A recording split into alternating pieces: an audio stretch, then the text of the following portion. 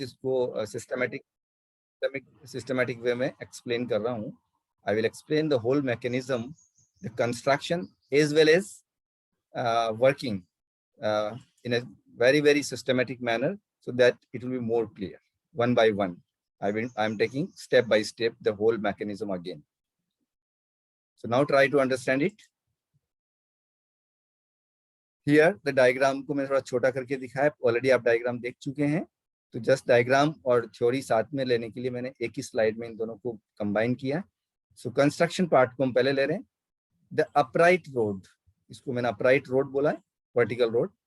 C is connected to a crank B on the bottom shaft A. Bottom shaft A के ऊपर एक crank है, और this upright rod is connected to this crank, and this crank is mounted on the bottom shaft. जहाँ भी clear नहीं हो, you can stop me and ask, clear your doubt at that moment only. जिस sentence में भी जो part भी आपको समझ में नहीं आया है, थोड़ा सा मैकेनिज्म कॉम्प्लिकेटेड है, इसलिए आपको फोकस करने की जरूरत है, और जहां भी डाउट हो वहां पे आप स्टॉप कर दें मुझे, and you can ask the question. So due to this the T lever D make one complete movement on every 2 picks, because in one revolution of bottom shaft 2 picks are inserted, and that's why in one revolution of bottom shaft here this T lever make one complete movement on every 2 picks. एक बार ये एक pick के ऊपर इसके through और दूसरे pick के ऊपर इसके थ्रू कंट्रोलिंग हो रही है. तो एक बार ये अभी इनवर्ड है, ये आउटवर्ड जाएगा, तो ये इनवर्ड चला जाएगा, और वापस ये आउटवर्ड जाएगा, तब ये इनवर्ड जाएगा. That is one complete movement of this T lever, and that is done in one revolution of bottom shaft. इसका एक कंप्लीट जो मूवमेंट है, ये आउटवर्ड आ रहा है, तब ये इनवर्ड जा रहा है, और वापस जब ये आउटवर्ड जा रहा है तो ये इनवर्ड जा रहा है. That is one complete movement of this T lever, and that is done in one revolution of bottom shaft. Is it clear? Then the knife E and F slide along. ये जो दोनों knife दिखाएं, top knife and bottom knife. These two. This is one knife. This is another knife indicated by E and F. Slide along. ये इस तरह से slide करता है. Outward, inward, outward, inward. Always retaining the horizontal position, और इसकी position हमेशा horizontal रहेगी, ये tilted कभी भी नहीं रहेगा. As one going inward, so the other coming outward. जब एक अंदर की तरफ मूव कर रहा है, तो दूसरा outward मूव कर रहा है. जब वापस ये inward मूव करेगा, तो ये outward मूव करेगा. That is done with the help of T lever. So this paragraph is clear. This is about bottom shaft, crank, upright rod, and T lever. And these 2 knives, जिसको मैंने एक section में divide किया है. J and M are 2 complementary jack levers. ये दोनों complementary jack levers हैं. Complementary means एक ही हिल फ्रेम को कनेक्ट करने के लिए दोनों एक साथ वर्क कर रहे हैं, इसलिए हम उनको complementary बोल रहे हैं. Operated from the same bulk lever I. एक ही bulk lever इन दोनों को कंट्रोल कर रहा है to govern the same hill frame, ताकि ये एक हिल फ्रेम को कंट्रोल कर सके, गवर्न कर सके. The bulk levers are centred on a pin. एक पिन होती है यहाँ पर, जिसके ऊपर सारे के सारे सेंटर्ड होते हैं, फलक्रम होते हैं baulk levers. And control baulk lever का नंबर भी जितनी हिल फ्रेम्स होगी उतना होगा. The baulk levers are centred on a pin and controlled by hooks G and H. Baulk lever का जो मूवमेंट है वो G और H, top hook and bottom hooks के थ्रू कंट्रोल होता है. जितने बॉल्क लीवर्स होंगे उतने ही सेट टॉप हुक और बॉटम हुक के होंगे. One बॉल्क liver means one set of top and bottom hook. So J and M are complementary jack levers operated from the same bulk lever I to govern the same hill. The bulk levers are centered on a pin and controlled by hooks G and H. Outer jack lever J is attached with inner jack lever M. Outer jack lever, inner jack lever M से connected है by C link, that is indicated by L, जो मैंने आपको explain किया था. J and M are fulcrumed at N and K respectively. J fulcrumed है N पर, यहाँ पर, और जो M है वो fulcrumed है K पर, this point K. These are the fulcrum points of outer and inner jack levers. So this is construction part of another section. यहाँ तक क्लियर है?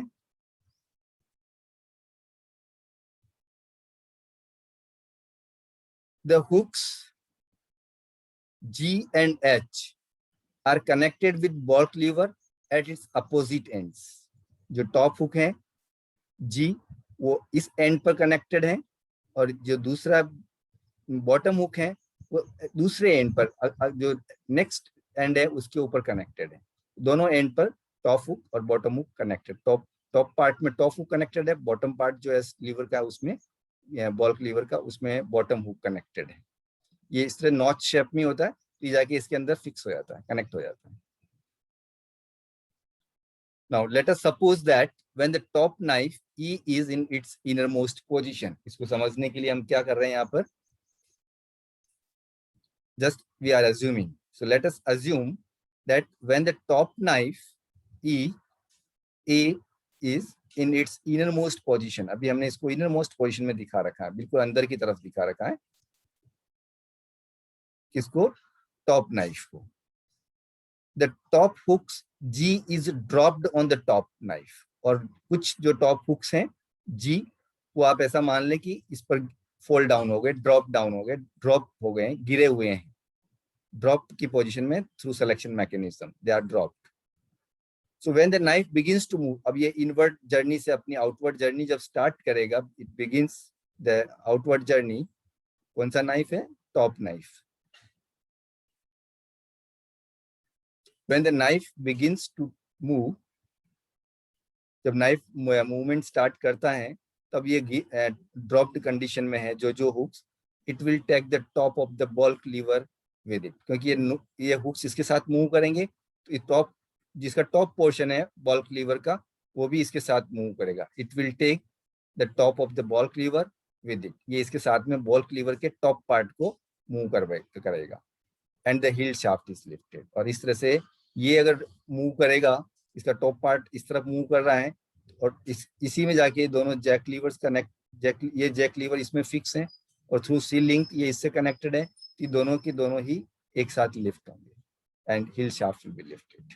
ये दोनों लिफ्ट होंगे जैक लीवर्स, तो दोनों मिलकर रिस्पेक्टिव हील शाफ्ट को लिफ्ट करेंगे. इस तरह से इसकी वर्किंग होती है. तो इसकी वर्किंग के लिए सिलेक्शन मैकेनिज्म के थ्रू हमें ये कंट्रोल करना है कि कौन से हुक को ड्रॉप करना है, कौन से हुक को ड्रॉप नहीं करना है. टॉप हुक का जो सेट है, एक सेट काम करता है एक पिक के लिए, दूसरा सेट काम करता है दूसरे पिक के लिए. दो पिक एक साथ सेलेक्ट होते हैं तो दोनों सेलेक्ट तो हो जाएंगे, लेकिन ये काम करेगा फर्स्ट पिक के लिए, उस रो के उसमें जो फर्स्ट रो है उसके लिए, और ये सेकंड पिक के लिए काम करेगा, फिर ये थर्ड के लिए काम करेगा, फिर ये फोर्थ के लिए काम करेगा, ये फिफ्थ सिक्स्थ को कंट्रोल करेगा. इस तरह से 1 by 1 पिक्स कंट्रोल होते हैं with the help of top hook and bottom hook.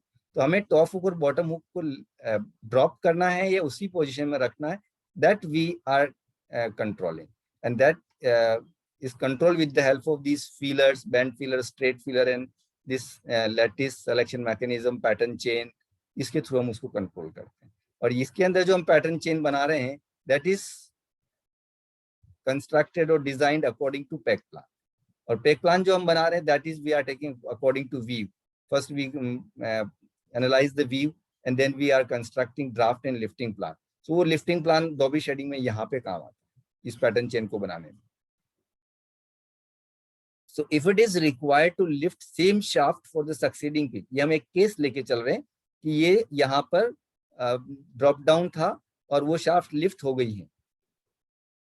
Again second case में हम क्या ले रहे हैं, if it is required to lift the same shaft for the succeeding pick, अगले पिक पर भी, सेकंड पिक पर भी अगर हमें इसको लिफ्ट रखना है तो bottom hook H is then dropped on to the bottom knife. तो जो बॉटम हुक है, रिस्पेक्टिव बॉटम हुक, उसको भी हम ड्रॉप कर देंगे बॉटम नाइफ के ऊपर, which at the moment be in the inner most position. उस समय क्योंकि आउट जा रहा था, ये बिल्कुल इनर मोस्ट पोजिशन में आ चुका है और नेक्स्ट पिक पे हमने इनको जिनको ड्रॉप कर दिया, वापस जब ये आउटवर्ड मूव करेगा तो ये उनको साथ में मूवमेंट देगा.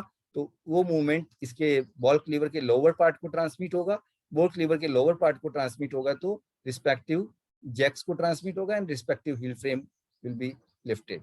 तो जो हील फ्रेम पहले लिफ्टेड थी वो वापस हमने उसको लोअर नहीं आने दिया. हमने क्या किया, वापस इस हुक के थ्रू इसको अगेन वापस हमने, जैसे ये सेंटर पोजिशन में आके लोअर पोजिशन में जाता, उसके पहले ही इसने मूवमेंट स्टार्ट कर दिया और नेक्स्ट पिक पे ऊपर भी ये जो हिल फ्रेम पहले लिफ्टेड थी वही लिफ्टेड रहेगी. यानी कि हिल फ्रेम को हम अनावश्यक मूवमेंट ट्रांसमिट नहीं कर रहे हैं। पहले भी वो फर्स्ट पीक पे लिफ्टेड थी, सेकंड पे भी अगर लिफ्टेड रखना है तो with the help of this bottom knife, bottom hook, with the help of the selection mechanism and bottom hook, हम उसको लिफ्टेड पोजीशन में ही रख सकते हैं। ये यहाँ पे बोला, if it is required to lift the same shaft for the succeeding peak means next peak, the bottom hook H is then dropped onto the bottom knife F। जो उस पर्टिकुलर रिस्पेक्टिव बॉटम हुक को हम drop down कर देते हैं with the help of selection mechanism on bottom knife, which at the moment be in the innermost position। वो उस moment में innermost position में होगा, just commencing its outward movement, और अपना outward movement start कर ही रहा है, commencing हो ही रही है उसकी, and is taken forward by it until the ball cleaver assumes its exactly opposite position। ये वापस opposite position में जाएं उसके पहले ही ये वापस बॉल क्लीवर को मूवमेंट ट्रांसमिट कर देता है एंड हिल फ्रेम को लिफ्ट पोजीशन में ही रखता है।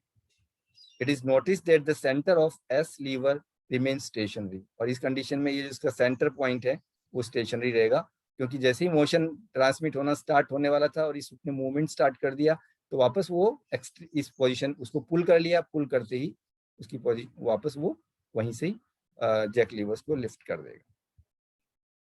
It is noticed that the center of S lever means ball cleaver remains stationary and thus the shaft remains up all the time and an open shed is formed। और वो जो shaft है first पे भी up थी, फिर second पे भी अप रहेगी, यानी कि अननेसेसरी मूवमेंट ट्रांसमिट नहीं हो रहा है, and that's why it is forming, it is done in the open shed, and that's why the climax dobby, as I mentioned earlier, it is based on open shed principle. In open shed principle main benefit is जो unnecessary movement है shafts का वो नहीं हो रहा है। ये part पे आपने क्वेश्चन किया तो एक बार फिर आपस में यहाँ पे एक्सप्लेन कर रहा हूँ तो ये आपको और क्लियर होगा with the help of this slide, it will be more clear कि सिलेक्शन मैकेनिज्म है जो कैसे वर्क कर रहा है, means how we are dropping the hooks, method of dropping hooks, कौन से जिस हुक को हमें ड्रॉप करना है उसको हम किस मेथड से ड्रॉप कर रहे हैं उसको, that is how the selection mechanism is working. So two levers जिनको हम फीलर्स बोलते हैं, यहाँ साइड में हमने अलग से इंडिकेट किया है जो कट दिखाया हुआ उसके अंदर, two levers or feelers indicated by letter P and O of different shapes and centered on a rod Q। यहाँ पे एक रोड दिखाया जिसको हम फलक्रम पॉइंट बोल रहे थे, इस Q के ऊपर वो सेंटर्ड है, उसके ऊपर फलक्रम्ड है। Lever O is bent, O इस शेप में होता है, इसका जो फ्रंट पार्ट है वो बेंट होता है। The lever O is bent at one end on which bottom hooks are supported, और डायरेक्टली बॉटम हुक्स इसके द्वारा सपोर्टेड है। ये इतना बेंट होता है कि बॉटम हुक्स की जो जहां पर बॉटम हुक्स है वहां इतना इसकी लेंथ होती है बेंट पोजीशन की कि वो उसको जस्ट सीधा इसके ऊपर बॉटम हुक्स रेस्ट कर रहे होते हैं, बॉटम हुक्स को सपोर्ट करता है। The levers are sufficiently weighted at the back, जैसा मैंने बोला ये हाईली वेटेड होते हैं, सफिशिएंटली वेटेड होते हैं बैक साइड पर, so as to make them fold by their own gravity. ये हमेशा अपनी ग्रेविटी से नीचे की तरफ फोल्ड डाउन होते हैं, पीछे की तरफ से, that is their normal position. When the levers are lifted, जब ये लीवर्स लिफ्टेड हैं a little at back, they will drop the corresponding hooks। when the levers are lifted a little at back, ये इसको हम थोड़ा सा भी अगर लिफ्ट करते हैं with the help of PACS, जो मैंने बताया था वुडन के पैक्स होते हैं जो हम होल्स में इंसर्ट करते हैं लेग्स के अंदर जहाँ होल्स है वहां पे, तो जब ये when the levers are lifted a little at back, जैसे ये थोड़ा सा लिफ्ट हुआ पीछे से तो यहाँ पर ये फलक्रम पॉइंट के रिस्पेक्ट में जो इसका फ्रंट पार्ट है वो नीचे की तरफ फोल्ड डाउन होगा। when the levers are lifted a little at back, they will drop the corresponding hooks, और वो corresponding hook को drop कर देगा। और hook अगर drop होता है तो it will come in the passage of knife and it will get the motion, and that motion is transmitted to the ball cleaver and then jack levers and then to the heel frame। The levers are operated by legs are, जैसा मैंने बताया था यहाँ पे number of legs हैं, that is depending on number of picks in the repeat। one leg is controlling two picks, तो जितना picks हैं उसको 2 से डिवाइड करें, that will be number of legs। so the lever are, but ये octagonal shape में है इसलिए मिनिमम हमारे को यहाँ पर 8 तो लेना ही होगा, चाहे वो प्ले हमें 2 पिक्स का डिजाइन है तब भी उसको हमें रिपीट करके 8 लेग्स तक ले जाना पड़ेगा। The levers are operated by legs are, ये जो levers हैं दोनों feelers हैं, they are operated by legs are packed with packs S so as to lift the heel shaft to give the required pattern, ताकि heel shaft को lift कर सके. These legs are mounted on the pattern barrel or cylinder T. Have ये जो octagonal shape में दिखाया indicated by T. This is a pattern cylinder or pattern barrel. ये legs इसके ऊपर mounted होती है. Have double rows of holes. एक भी हर leg के अंदर 2 rows होती हैं holes की. One row of pegs acts on the lever O and the other row on the lever P. एक straight feeler पे work करती है और एक bend feelers पे. Bend feelers bottom hooks को control करते हैं और straight feeler with the help of this supporting rod top hooks को connect करते हैं. जैसा मैंने बताया एक पिक के लिए अगर टॉप हुक वर्क कर रहा है इसका मतलब उसके लिए केवल स्ट्रेट फीलर्स वर्क कर रहे हैं, और सेकंड पिक के लिए अगर बॉटम हुक्स वर्क कर रहे हैं तो उसके लिए बेंड फीलर वर्क कर रहा है. One row of pegs acts on the lever O and the other row on the lever P. The barrel remains stationary for 2 picks. मैंने बताया आपको हर 2 पिक के बाद ये रोटेट होगा, तब तक ये स्टेशनरी रहेगा. And then turn by 1/8 of the revolution, क्योंकि octagonal शेप में तो फिर इसको 1/8 रिवॉल्यूशन के बराबर इसको टर्न करते हैं. To place the next leg beneath the levers, ताकि नेक्स्ट लेग लीवर्स के नीचे आ सके बाय जॉइंटेड पॉल. ये मैंने दिखाया था यहाँ पे जॉइंटेड पॉल जो कि टी लीवर पर लग रहा है, fixed at the bottom of T lever. Each leg operates the hooks for 2 successive picks. एक लेग जैसे यहाँ पर आएगी पोजिशन में 2 पिक का सिलेक्शन हो जाएगा, 2 पिक्स के ऊपर हुक्स का सिलेक्शन हो जाएगा. One row operates the top hooks, the other row operates the bottom hooks. ये मैं पहले भी बता चुका हूँ. These dobies are also negative in action. ये negative type of shedding है, since springs are used beneath the heels for their under motion. Lifting तो हम इसके थ्रू कर रहे हैं, मैकेनिज्म के थ्रू, डिवाइस के थ्रू, जैक लीवर्स के थ्रू, बट जो इनकी वापस नॉर्मल पोजीशन जो है वापस नीचे जो हम ला रहे हैं, that is with the help of springs. And that's why this type of mechanism, this type of shedding is known as negative shedding. Types of shedding, types of shades, closed shed and open shedding. Closed shedding and open shedding. Closed को 2 part में divide किया, bottom closed shedding and center closed shedding. Open shed भी 2 तरह के होते हैं, fully open and semi open. इन सब के डिटेल्स में हम नहीं जा रहे हैं, because that is not in our syllabus. We have to, due to our limitation of syllabus, we have to limit this only up to just introduction of or name of the types of shades, and the climax dobby is based on fully open or open shedding type principle, open shedding principle. So this is all about dobby shedding mechanism. If you have any question or any query, still we have 5 minutes.